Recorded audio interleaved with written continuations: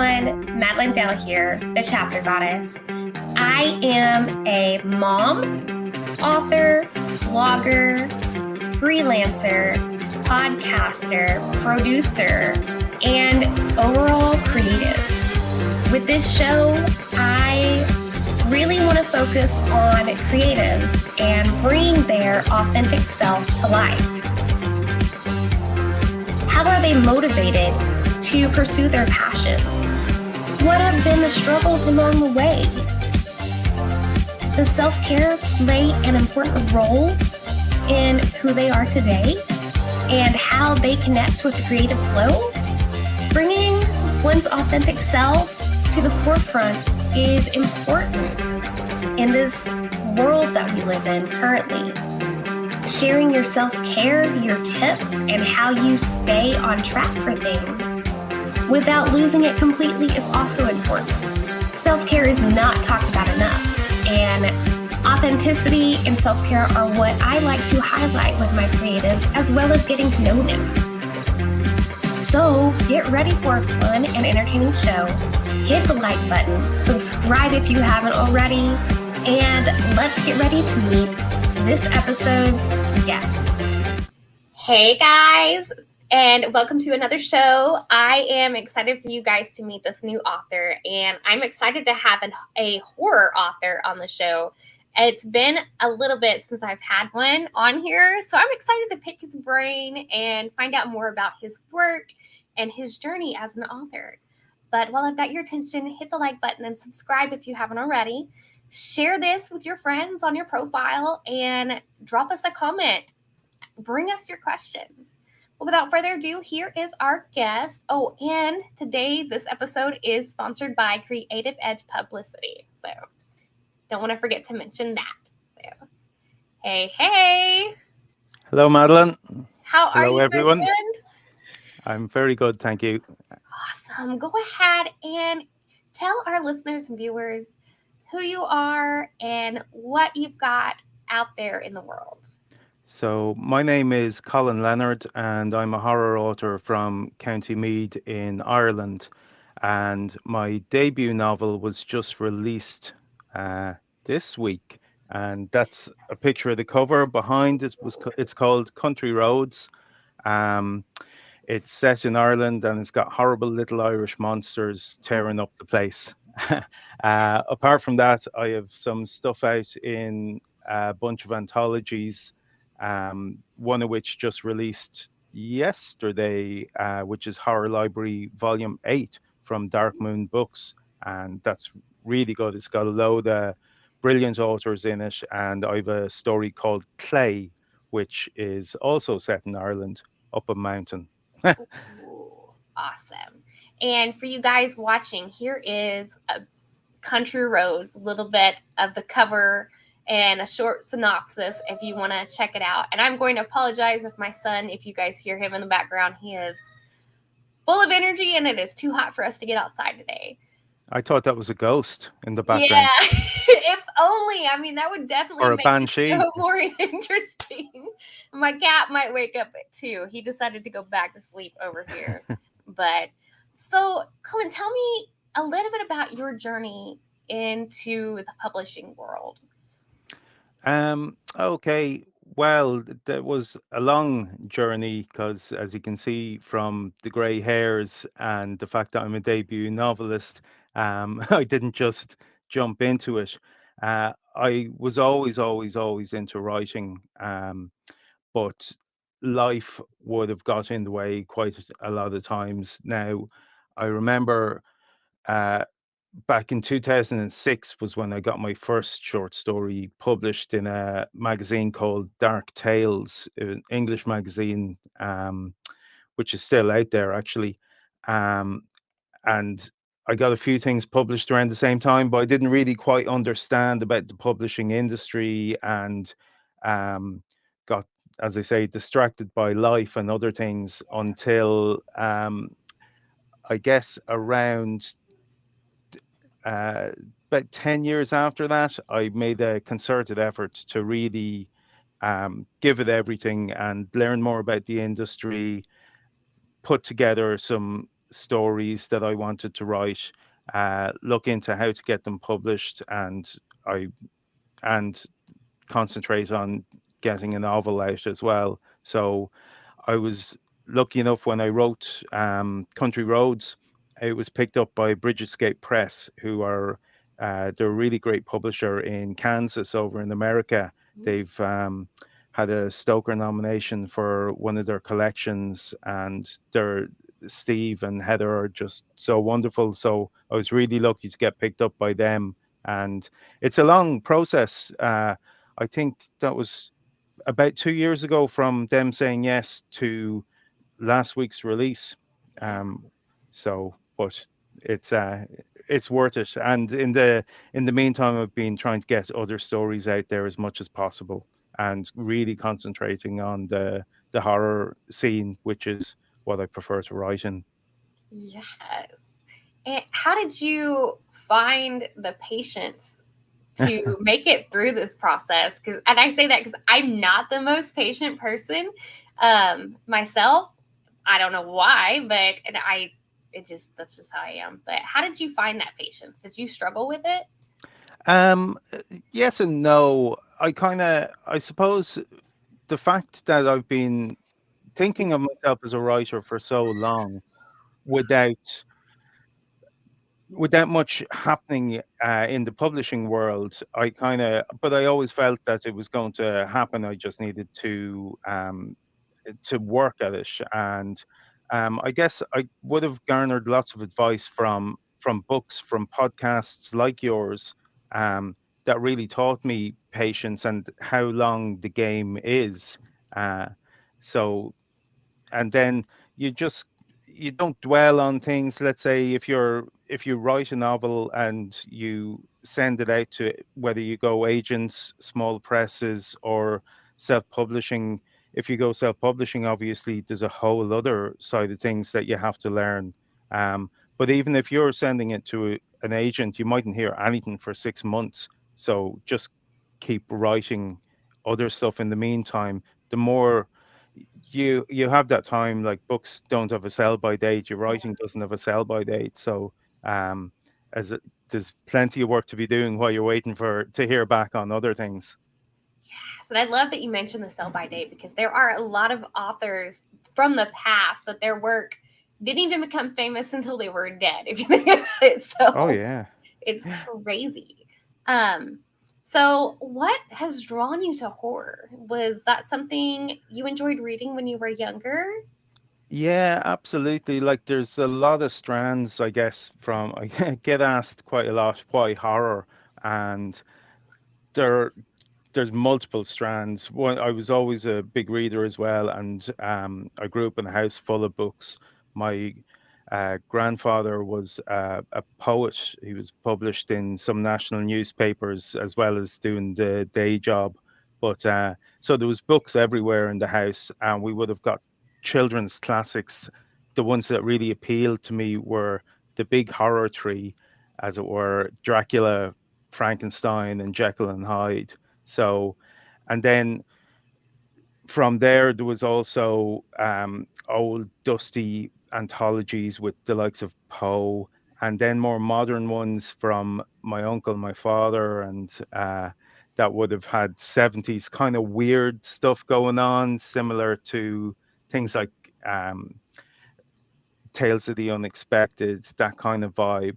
Um, but then another strand is that because I grew up same as everyone else in rural Ireland at the time, grew up Catholic. Um, so you've got that sense of uh, Gothic imagery, the devil always over your shoulder. You're being taught about hellfire in church and that sort of thing. And on another strand as well, then parallel to that is the fact that Halloween is so big over here, and old tales of witches and banshees and all that kind of stuff that they try and scare you with.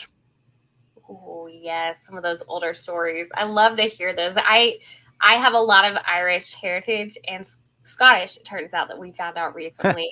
So I love getting to find out more about that portion of my family. So tell us more about Country Roads. Where did the inspiration for the story come from? So the inspiration, and I haven't told this particular inspiration for it before, so you're going to get an exclusive.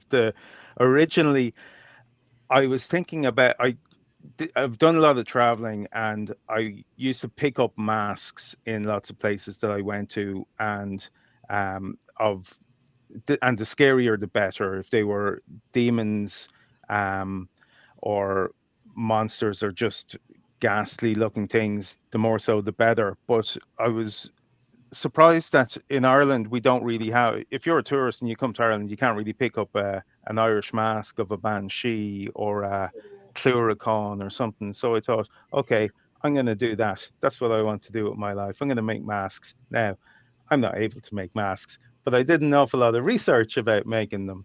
And at the same time, I was learning about random and obscure Irish monsters that I thought would be good for it, like on Far Goethe, who's like a famine ghost, and the Alplucra, which is kind of a amphibious type of thing that'll crawl down your throat. So I was getting all these ideas for horrible monsters at the same time as I was writing my short stories. So as I was doing that research, I was trying to incorporate them in.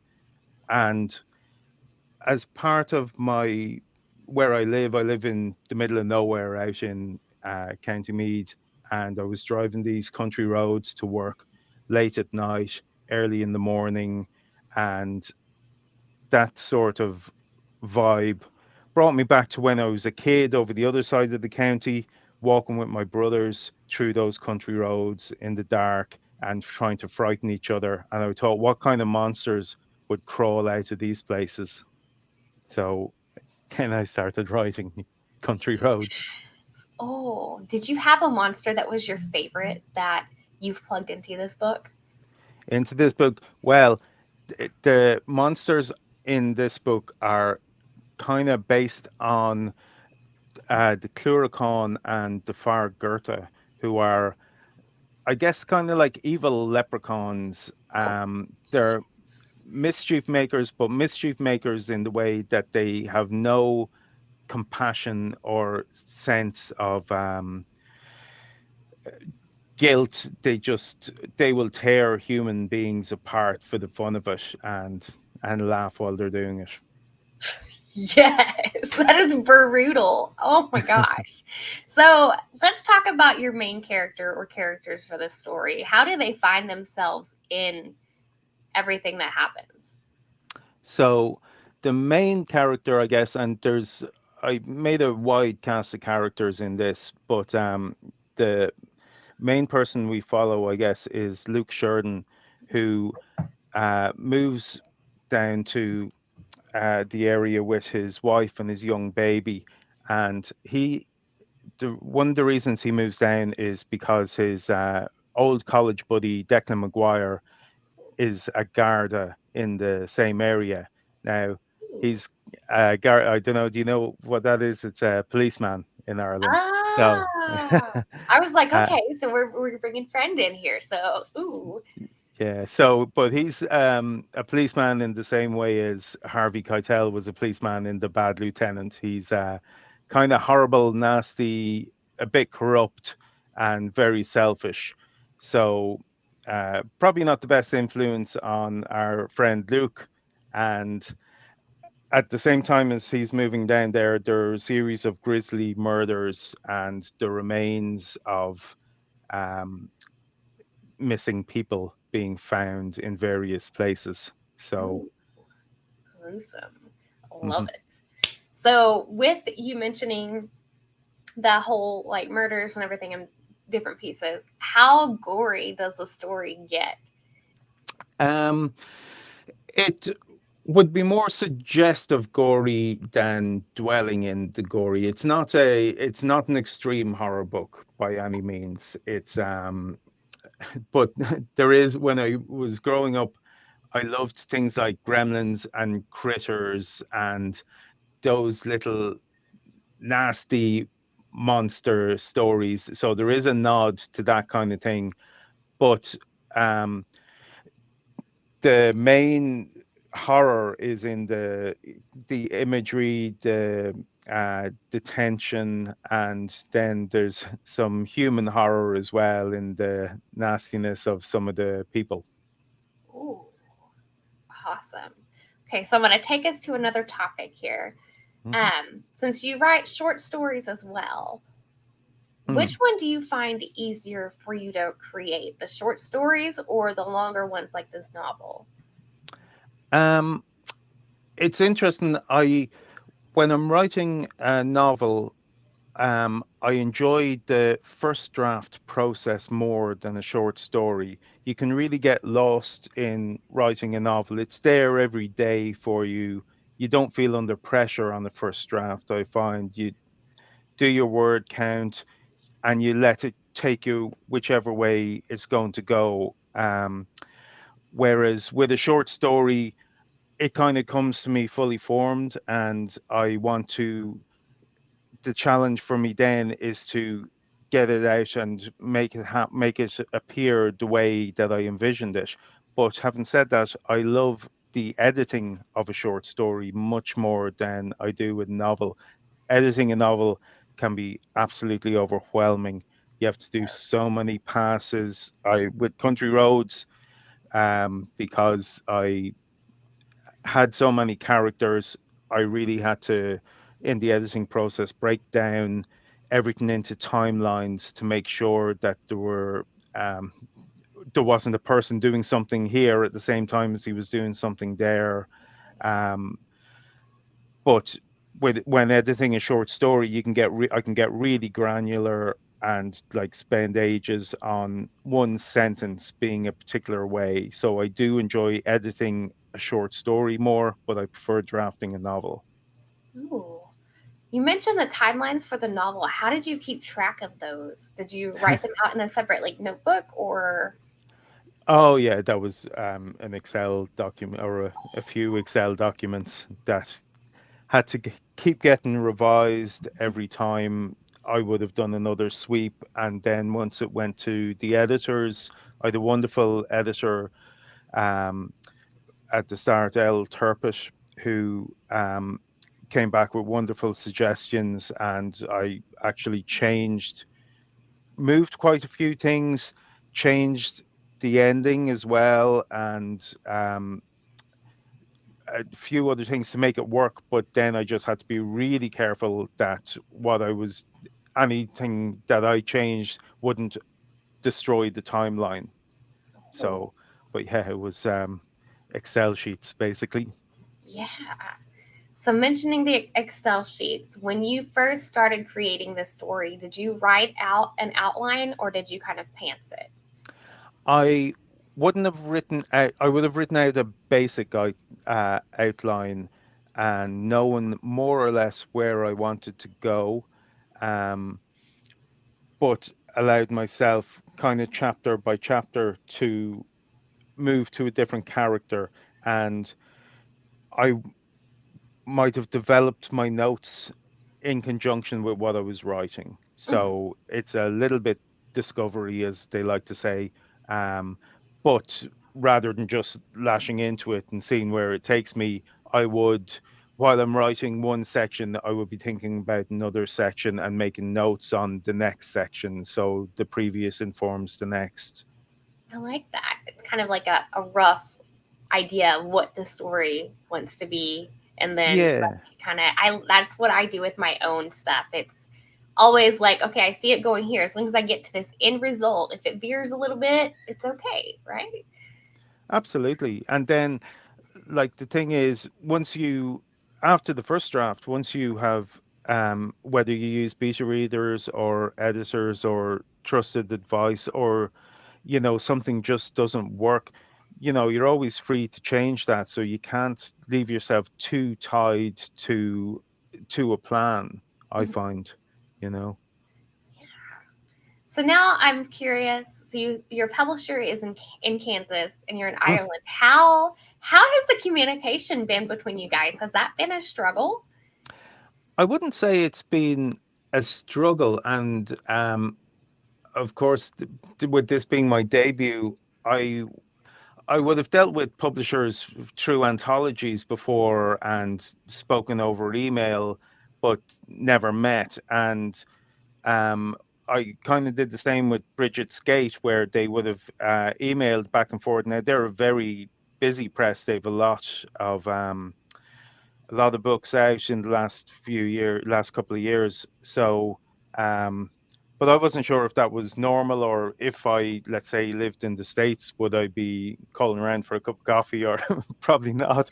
But so the first time I actually met them even on a Zoom call was at my launch, which was last week, which Oh, was very interesting. Now, obviously, I'd spoken to them on Twitter and we'd had chats about various things over email, but that mhm. was really nice just to have this kind of face to face with them as well.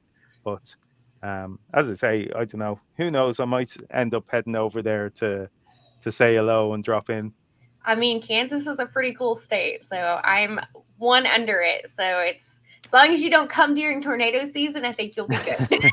Yeah, yeah, yeah. Because we get quite a few tornadoes that come through, both unfortunately during like May. Although this year's been a weird year for tornadoes. We got some in January, and I was just like, "What is this?" So Oh, everything is just crazy. We're yeah. absolutely lashing rain and thunderstorms here at the Oh, moment in July, which oh, is, you know, insane. yeah, because it's winter there, right?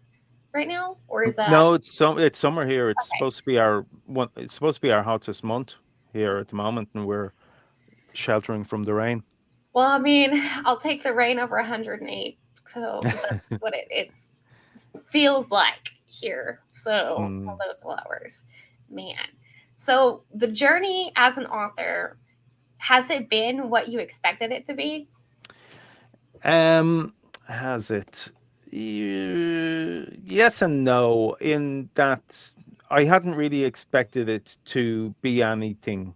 I had no preconceived notions really, apart from once I started to um, gain knowledge about the industry and research about the industry. As I say, through podcasts, there's so much wonderful stuff out there, like free resources that will teach you the things you need to know before you go in, whether from editing to pitching. Um, so I guess it's been what I expected, in that I read up as much as I could about it, but from what I thought it might have been 20 years ago, when I was a young fella just expecting that writerly glory would Oh, come to me without having doing any work. It's totally different to that. oh, that is, a lot of us, I think, dream that. And then we get into this, and it's like, wait a second, this isn't working out like I wanted to. Although I must say, met I have a friend, it's a person I graduated high school with and stuff. She was fortunate enough to hit that like dream that we've all had as authors. And I'm just like, first, I'm a little like jealous, but I'm also extremely happy for her because she totally deserved it. But she also went with is kind of a more difficult one to get published with a traditional author, a steamy like romance. Oh, And I know really? that's kind of the romance has been blossoming in the past couple years for readers. Um, if you could offer someone advice about pitching themselves to an agent and going forward and pitching to a publisher, what's some advice you would offer? Um, do your research, as in, there's, I'm going to uh, give a shout out to a couple of things that were really helpful to me. Jericho Writers have loads of free resources. If you Google them, they're in the UK. Um, and The Bestseller Experiment is a podcast which just was invaluable as well. So, but if you find out all the little things, even about formatting, because there's so many people who are trying to get an agent, trying to get a publisher, and if you haven't bothered to teach yourself the tools of the trade, then you're putting yourself at a disadvantage. Like, you need to know all that. Apart from the writing and the craft, you can learn in whatever way you learn it from reading, learn it from an MFA if you like to do that, learn it from writers clubs, or learn it just from practice. But there are certain, let's say, industry standards that everyone has to learn, uh, shun, uh, ways to pitch, ways to be professional as well and present yourself. And we've all seen horror stories about uh, people insulting agents, insulting publishers, and they talk about blacklists or things like that. It's not blacklists, it's just be, it's a professional industry. So Yeah. just be professional. Oh, man, that's awesome, though, that advice. Would you say it is easier to take the traditionally published route over? Have you kind of explored indie publishing any? Do you have any thoughts on that? As in self-publishing? Yeah, sorry. Yeah. I have experimented with self-publishing under a pen name, and there's a guy, David Cochran. I don't know if you've heard of him. He's like a self-publishing guru. He's also Irish, but he lives in Portugal.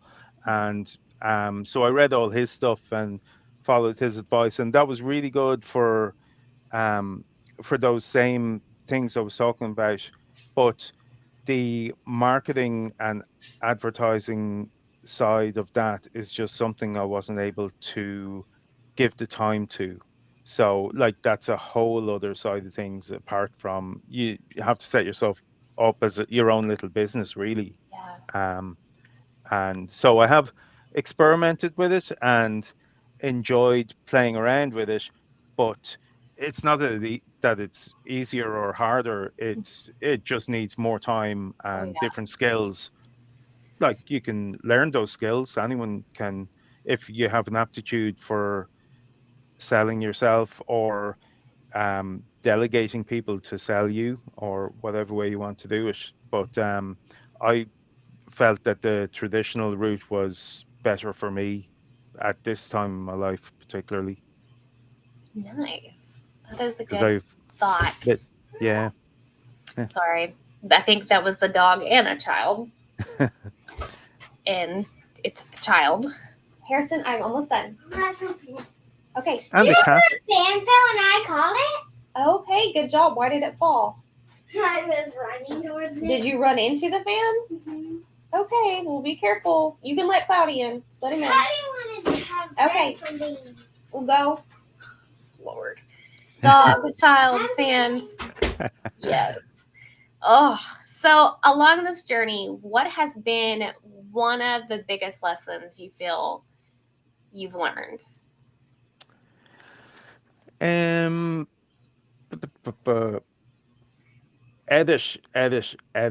Basically, that was the main thing. As I say, I would have had stories published in the early 2000s with a few different magazines, literary and horror, and there was quite a light touch editing with them, which was, and I didn't do a whole lot with them myself. Now I probably took more time in writing them and sent them out that way. But what I found with submitting over the last few years is if you send something out and it comes back, and like the numbers for anthologies and magazines and everything are like phenomenal. You're talking 2,000 submissions with some of them, and to get picked out of that, so no one should ever feel downcast if they get I don't like to call them rejections.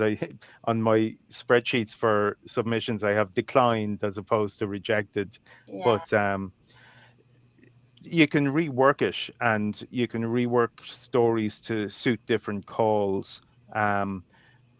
Now, obviously, at some stage you have to stop editing, and you get so sick of the same story and the same words.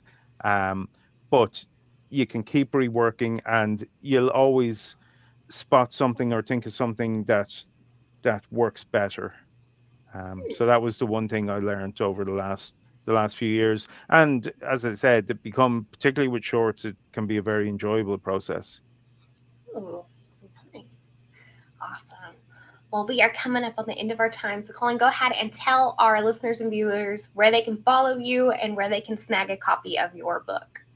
Okay, so you can find me at my website, which is colinleonard.com. So if you see my name and knock off the I and the N and replace it with an LY, so COLLYLEONARD.com, and that'll bring you anywhere you need to be brought to buy the book, to follow me on Twitter, which is also at Colin Leonard, or you can go to Bridget's Press and buy the book through them, which is even better. Yes, awesome. And you guys, I have the link to his website in the description. Grab a copy of his debut novel, guys. Check it out. Leave a review and share this episode so the world can find out about his amazing work and the stuff he's put into it. And again, Colin, thank you so much for being on the show. And thank you guys for watching, and enjoy the rest of your day, all. Thanks so much, Madilynn, for having me. I hope you enjoyed the show. Don't forget to hit that like button and subscribe to get future notifications when shows come out. Also, be sure to check out my website. I have a blog featuring this creative with some other fun and interesting questions. You can also subscribe to my newsletter there to stay up to date with all things the chapter goddess and Madilynn Dale.